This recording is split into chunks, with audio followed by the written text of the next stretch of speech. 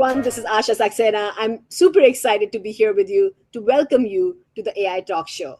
Today, we are diving into a very important, globally relevant conversation of AI policy and regulation. We are at a critical crossroads. AI is not just a technical shift, it's a governance challenge.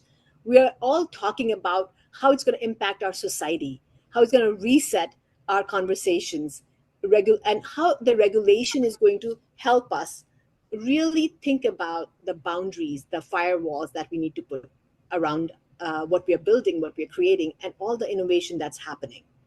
As we think about the global pulse, the EU AI Act to the Biden administration's executive order on AI safety and China's algorithmic accountability law, governments are scrambling to define rules for evolving force. As we think about what and how we implement these regulations, the key question really comes to is, can policy keep up with the pace of innovation? Or is it going to lag, create risk that we are not prepared for? I mean, the truth is, AI is moving and evolving at a very fast pace. Can we all at industry as leaders keep up with it? Today, the key point and the discussion points here are we ready? Are we evolving in this landscape of regulatory AI? Are we balancing innovation and risk?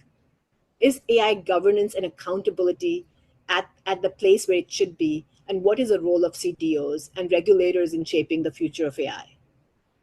One of the recent report on McKinsey was talking about that 70% of enterprises are unclear about their regulation and they're worried about AI adoption. And when we think about the fear of adoption, one of the biggest fear is, can we keep up with this technology? And I'm really interested to hear and talk about this conversation with a dear friend and also a WLDA member, Tamara Roust. Tammy, welcome to the show. Thank you, Asha. It's a pleasure to be here. Tammy, you are a senior policy advisor for AI, cybersecurity, and privacy, head of AI policy strategy and security for Office of Financial Research at U.S. Treasury Department. It's a big role. Before we jump into this a topic that is ever evolving, I want to hear a little bit about your background and then jump right into the world we live in, the question mark of the AI regulation, which needs to keep evolving. Thank you. So how do you get to be a senior policy advisor, which is really a blanket term for all of the things that I did at Office of Financial Research, where I set up generative AI development, AI governance functions, policy strategy and security. And the answer is, well, I've been a public and private sector AI professional for years. Before that, I had decades in financial services and in regulatory examinations for financial services firms. As we mentioned, I'm the head of AI for the Office of Financial Research in the Treasury Department, but I was also head of AI for a startup. And then before that, I was the chief data officer for the Commodity Futures Trading Commission, which regulates derivatives. I was the chief data officer for the state of Illinois. And then I started my career way back when at NASA's Jet Propulsion Laboratory.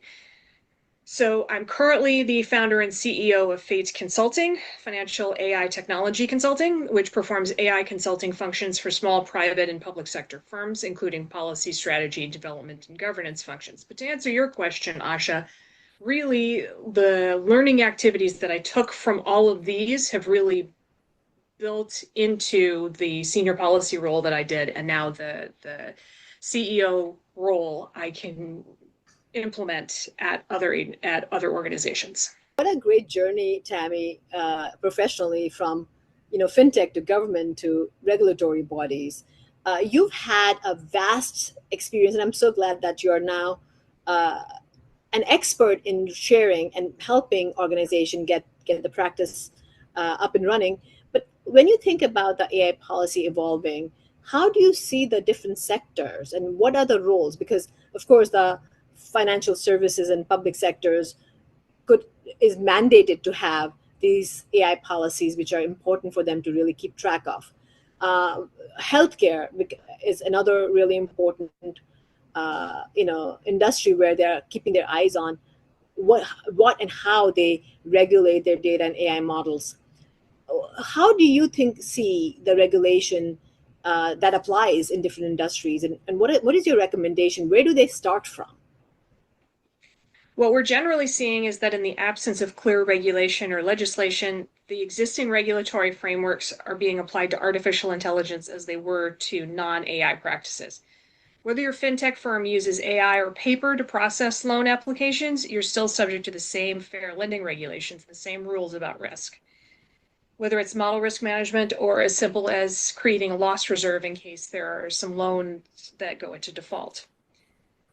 Many of the financial services firms are structuring their AI model governance activities based on the Federal Reserve SR 11.7 framework that came out of the financial crisis of 2008.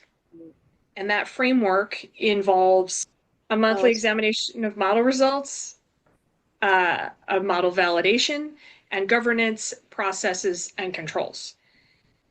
The SR 11.7 came out of the financial crisis, and so it reflects the practices that were in place at that time, which were value at risk, Monte Carlo simulation, and the like. And those aren't AI methodologies. They're more explainable in their results. That means the model validation effort for an AI model is going to necessarily be more difficult because those are less explainable and because there just aren't a whole lot of people able to do that type of model validation activities. The ones who are already doing AI, and usually for top 7 firm.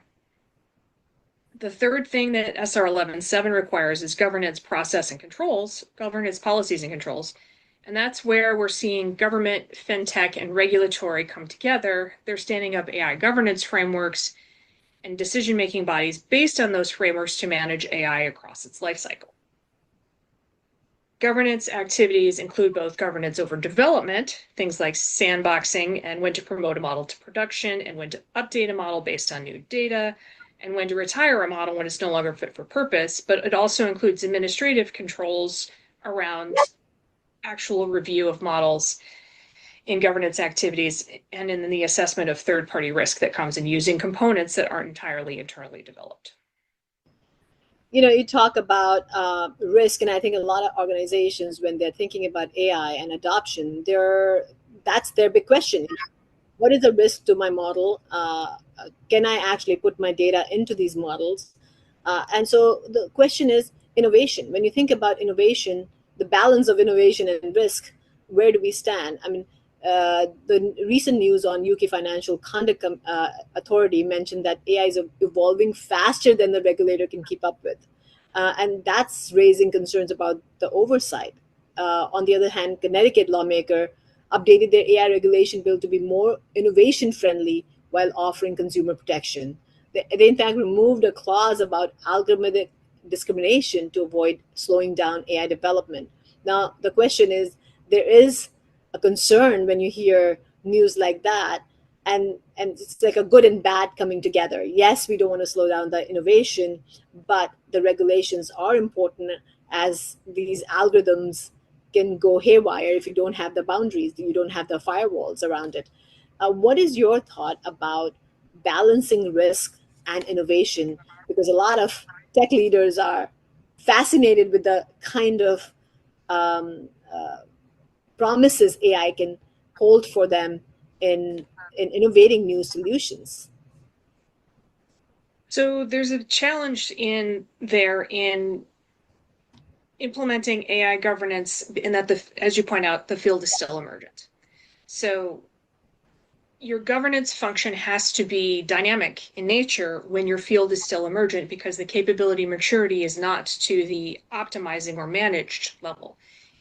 Your governance functions are going to have to change, and you're going to have to reevaluate what governance functions are necessary based on AI trends, simply because the field is emergent.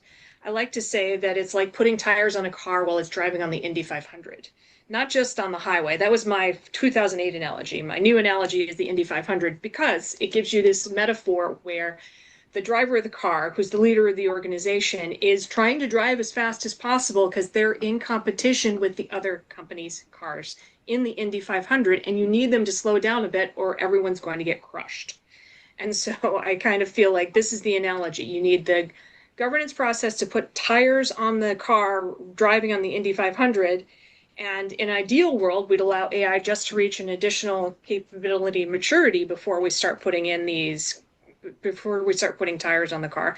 But we don't have that freedom because these models are becoming so dominant so quickly. We need the governance functions in place, or the wheels will fall off the car and the car will then tumble into the wall and it'll be bad.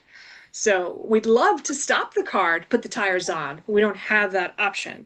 We have to get them to slow down just enough for us to put it on the governance functions so that we can compete, which allows innovation, and we don't lose safety and efficacy. I was talking to one of the clients, manufacturing companies, and they were talking about how they're doing these acquisitions. And as they're acquiring the companies, sometimes they are doing it so fast, the communication lack could be there.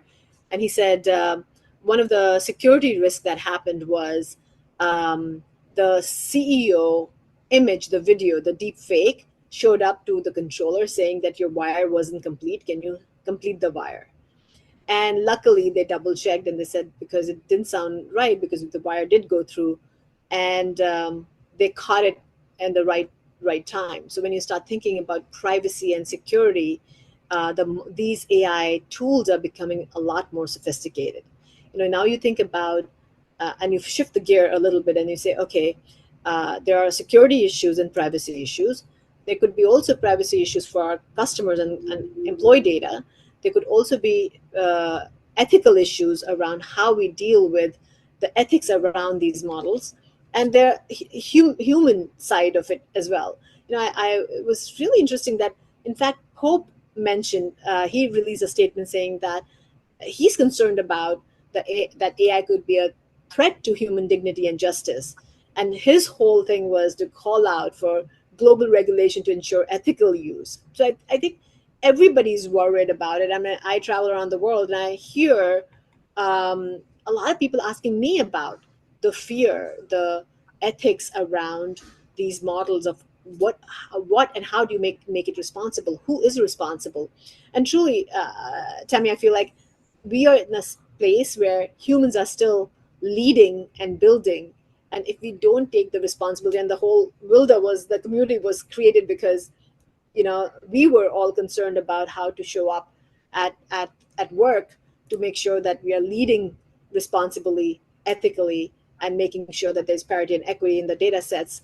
Where do you see the role of CDOs, or the chief tech officers? Could be AI data leaders, and what is the role do they play in regulation and policy and deploying AI responsibly within their organization, and make sure that we're shaping a sustainable path forward? CDOs are the ones who monitor the lifeblood of the organization, which is its data. They can monitor data flows throughout the organization, and they help ensure that regulatory requirements for privacy and security are met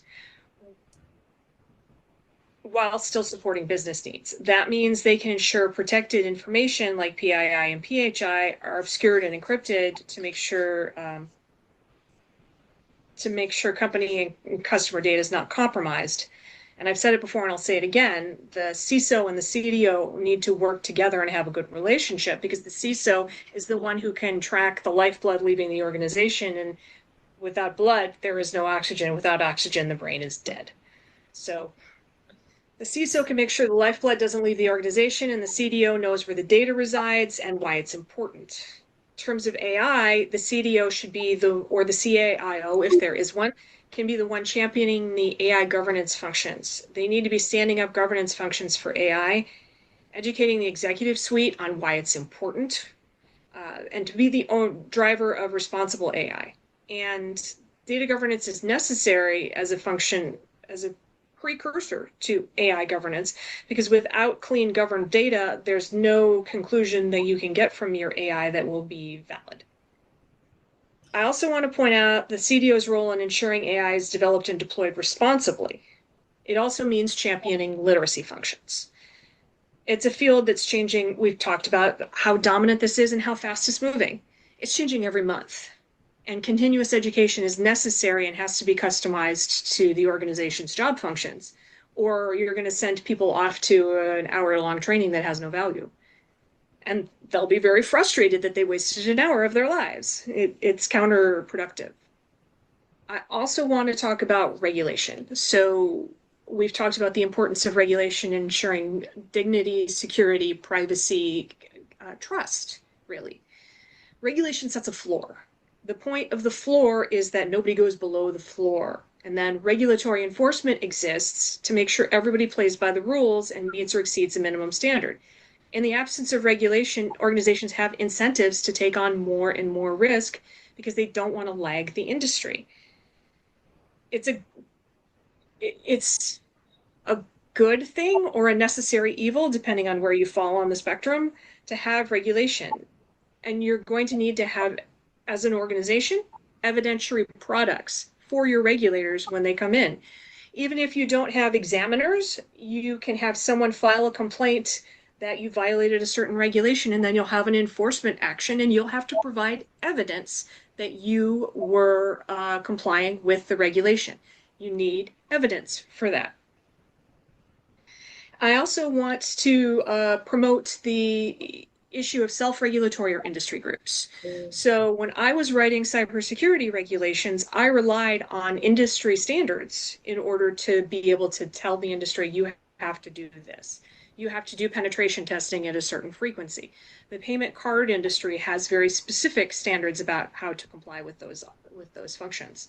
And so I pointed to those standards as saying, this is an industry standard that exists, and we should apply it towards this entity because it will make sure that customer data is safe and secure, and we won't have to have a buyout. Excuse me, we won't have to have a federal bailout. I rightfully, as you said, that we all need regulation because we can build, as you said, your metaphor of you're driving the car, and if your tires are falling off, it's not helping the purpose. So as you think about building, you have this powerful tool of AI and you want to innovate. But if you don't have guardrails, you might land up building something that might hurt more than help. So really thinking about this is a necessary evil that you cannot live by, need to have these regulation and compliance to make sure that you're running effectively. I also see that having regulation and compliance helps you get adoption.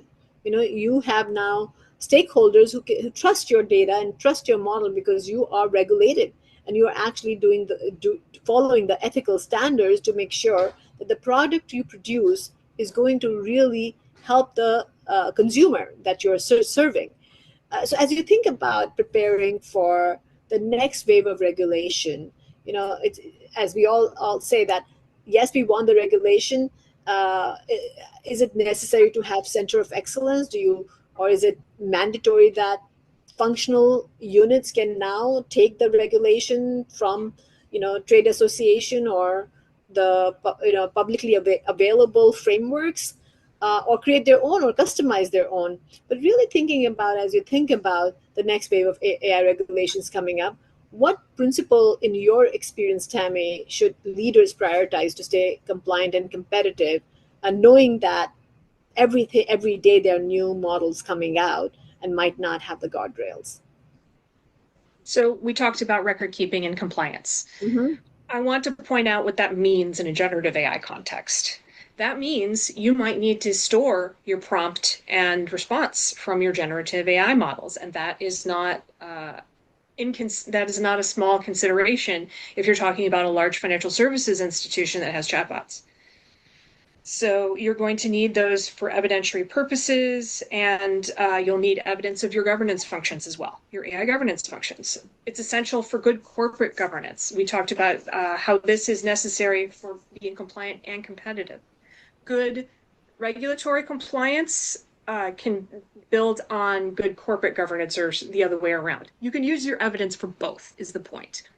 So when you want to stay competitive, you have to be able to produce these results for your board, for your audit committee. It shows that you are using AI responsibly and it's fit for purpose.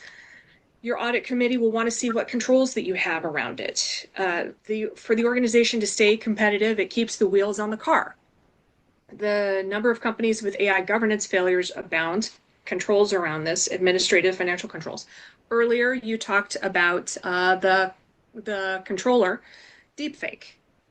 So JP Morgan did a study showing that a number of the business email compromises between 50 and 60% were to the accounts payable department. One of the top AI functions to automate the accounts payable department, because it's essentially writing checks on the company checkbook. You need controls around that function because that's your company checkbook. So you need security controls to track where's the controller right now. What's his IP address? Someone logged in with a deep fake of him. Where did he log in at that time? Was he logged in at that time? Was he offline at that time? Etc. These are security controls, administrative controls, checking about like, okay, where did he sign in the building? Administrative controls tend to not be technological. They tend to be more paper-based. Financial controls around who's authorized. Is the controller only authorized to write checks, or is the accounts payable clerk authorized to write checks? So these control functions are traditionally a corporate governance activity that feeds up into your audit committee and into your board and can be providing evidence for your regulatory functions as well. So to stay competitive, and keep in mind, fraud is not a little cost. It can be a big cost for a lot of these firms. I once estimated that payments fraud, I once heard that payments fraud was a $1 trillion industry in terms of writing checks to the wrong entity. We heard the case of the Zelle case of the lawyer who sent the funds to the wrong entity, same name, wrong entity. Right. And that's trillions of dollars. So you need the controls around these functions in order to properly produce automation of workflow and ensure compliance and competitiveness in your industry. So, we spoke about the challenges as the technology is changing so fast, the governance, the policies, and also some organizations have center of excellence, some organizations don't. They're very fragmented. The governance is always a challenge. So when you're coming in as an expert, what would you tell the organization? Where do they really truly start from? Is there some framework or references that they can look at? And what are the best first 1, 2, or 3 steps they should be thinking about as they're implementing the policies and regulations and compliance in the right manner, for especially around AI policy? You usually start with security. Security first, privacy second, functionality third. So first, what do your security logs say? Are people sending your data, your company's data, outside your organization? Your CISO knows that. If they have a good data loss prevention practice, then they know that. And they can tell you who's doing it, what's happening, and what data is going outside the organization. And if it's happening more than a little, then you need to stand up a function internally that's secure and private to you to perform those functions. Because if you don't build it, they will still come to somebody else's shop and bring your company data, your IP, with them. So start with security, look at your data flows that is going outside your organization that shouldn't. And if you need to build an internal capacity, look at the privacy requirements. What is your data classification around the data that you have? That will tell you what your requirements are in terms of your regulatory requirements and how you can use AI.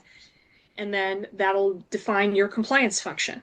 And then functionality. What's the functions that you really need AI to perform? What is the most painful thing your people have to do that would really be a good use case for AI and doesn't have a huge risk attached to it? That's when you start working in the functionality, and then you start talking about literacy. So you've got this functionality, maybe there's something really tough, but the folks in that department are not really up on the technology. That's when you start doing like a gap analysis to look at what people's training level is in terms of this. this is such an important discussion.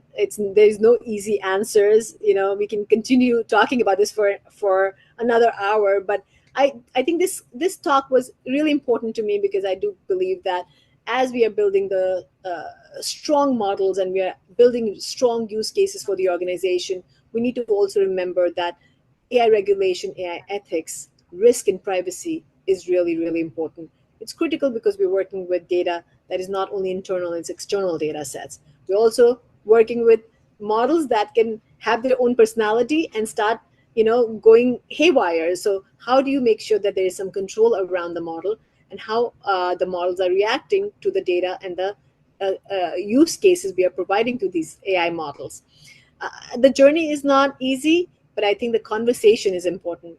As Tammy, you said, it's about communication, collaboration, making sure that the CDOs, CISOs, CTO, and if there is a title like Chief AI Officer within your organization, the leaders are having a mutual conversation and putting the ground rules together.